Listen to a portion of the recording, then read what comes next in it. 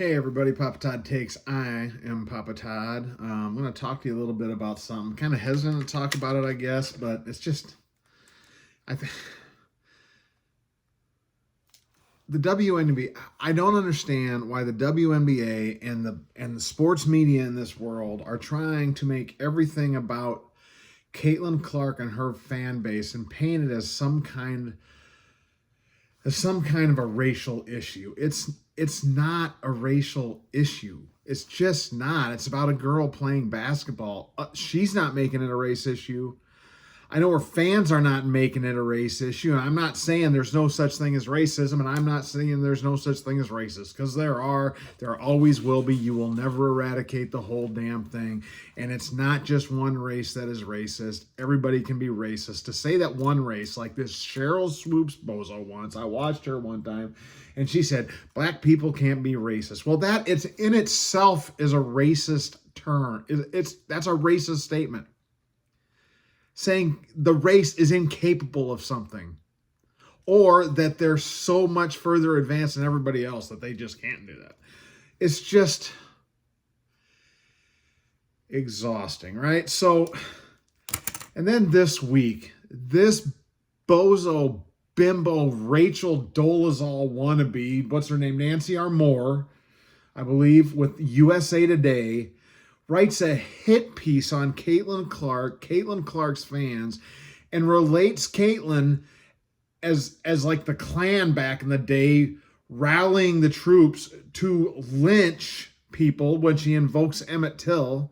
And she comes right out and she says it. She goes, Caitlin's out there and she's flailing around and she's faking, and none of her injuries are real and none of the fouls are real against her. And when she complains about it, she is consciously signaling, God, this is stupid. She is consciously signaling to white nationalists, and she brings that in there, to come out and defend that poor little white girl. Which, by the way, is exactly what this Emmett Till was accused of doing, and they lynched him, right? So, tragedy. Shut up. Has nothing to do with that. You're trying to make this about something that it has nothing to do with. Oh my God, it hurts my brain to even try to fathom the idiocy that is you, right? You're just so god dang stupid. And then I watch a game earlier in the week, CBS game, Caitlin's coming back, and what happens is at the beginning, for a couple minutes beforehand, I don't know who the commentator was, some gal, she gets on there and she starts lecturing us all about race because Alyssa Thomas somebody had sent something with the N-word on it. And it just had to have been Caitlin Clark fans. Shut the fuck up. It had nothing to do with Caitlin Clark or her fans. Oh my God, it has nothing to do with race. It isn't. You know what it has to do with? It has to do with pettiness. It has to do with jealousy. It has to do with hatred of other players, hating on somebody that they are jealous of for bringing in the fans. It's the realization. It's the realization that people, folks, just don't like you. And that's what's coming on. And Asia Wilson can't handle it. She may be a dominant player, right?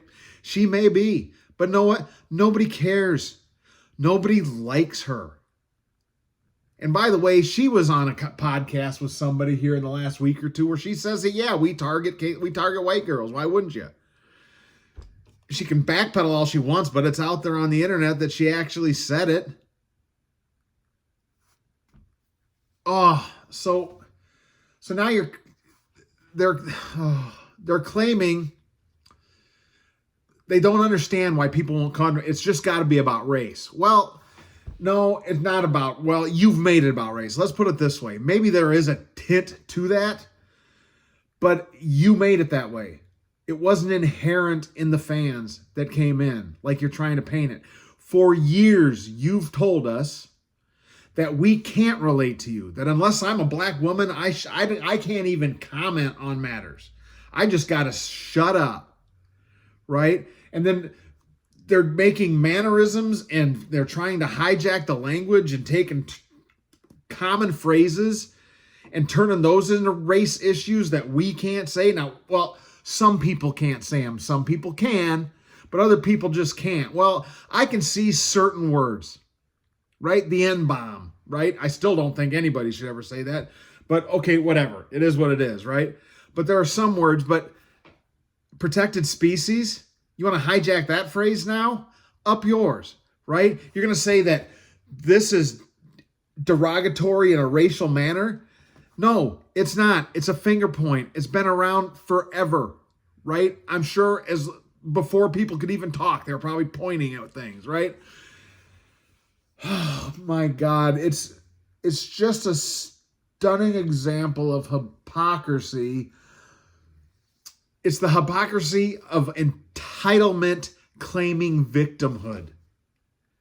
What's the entitlement? You get to say things we can't, and you get to just step up and lecture everybody all the time, and you don't get any backlash for it. Well, guess what? That's not the way any of this works, folks. It's just not. So you're doing all this, telling us we can't relate, telling us what we can and can't do. You're lecturing us constantly, telling us to shut up. We don't have a right to do it. Trying to say that you deserve to be elevated amongst all others and that we have to demean and belittle all the accomplishment of people that don't fit the mold. Kelsey Plum, Caitlin Clark, right? Now Lexi Hull and Sandy Brondello are part of your targets, right? What do they all have in common?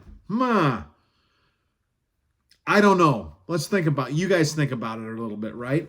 So when I'm a parent and I'm teaching my kid who to idolize, I'm sure as hell not going to tell them to idolize somebody who claims victimhood and fakes bullshit all the time, dresses like a tramp, and like half naked, shaking her ass, and then cries victim when somebody makes what's the phrase they call it? You're objectifying her. Well, no, she's objectifying herself and then using it to deflect from something else when she can. It's just ridiculous. I don't want my girls seeing that. I want to see somebody like Caitlin Clark be idolized, right? So all this stuff they keep throwing at her, all the barbs, all the attacks on the court, all the attacks in the media, all the attacks and interviews from the other players, all this garbage. Yeah, Caitlin throws fits on the floor. She does. Right? I'm not going to play that down. She does throw fits on the floor. But for God's sakes, whenever she's interviewed, she stands up for the very people that are attacking her, belittling her, demeaning her. She stands up for all of them. And she has put down racism time and time again. She shouldn't have to say it every time she opens up opens up an interview. She shouldn't have to do it. But so why would these little girls and why would all these new fans relate to you and become your fans when you've told us for years we have no right to be so, we have no right to say anything, we should just shut up and throw money your way? Which we've been doing, by the way, right? But no, you got to play this. So they won't become your fans, Asia. They won't, Alyssa. They won't, Kalia Copper. They're not going to become your fans. You're isolating yourself from the world. It's got to be intentional. So you can cry victimhood more because you found that's your niche and that's where you can gain money. I don't know. But they won't become your fans, and that's not on them. That's on you. And that's Papa Todd's take. I am Papa Todd. I hope you like and subscribe. Next time.